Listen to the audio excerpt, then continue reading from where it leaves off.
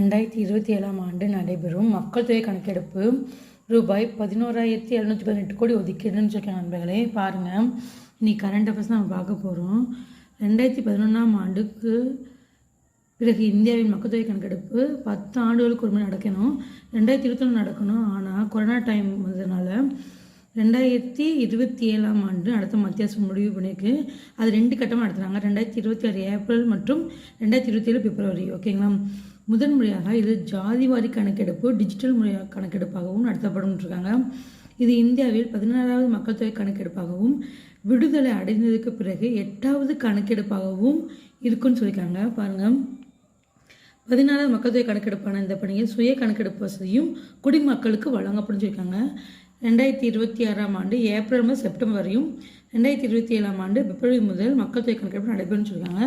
பாருங்கள், இதில் 30 லட்சம் கணக்கெடுப்பாளர்கள் ஒவ்வொரு வீட்டுக்கும் சென்று வீட்டு பட்டியல், வீட்டு வசதி கணக்கெடுப்பு மற்றும் மக்கள் தொகை கணக்கு எல்லாத்தையும் பண்ணுவாங்க. நண்பர்களே பாருங்கள்,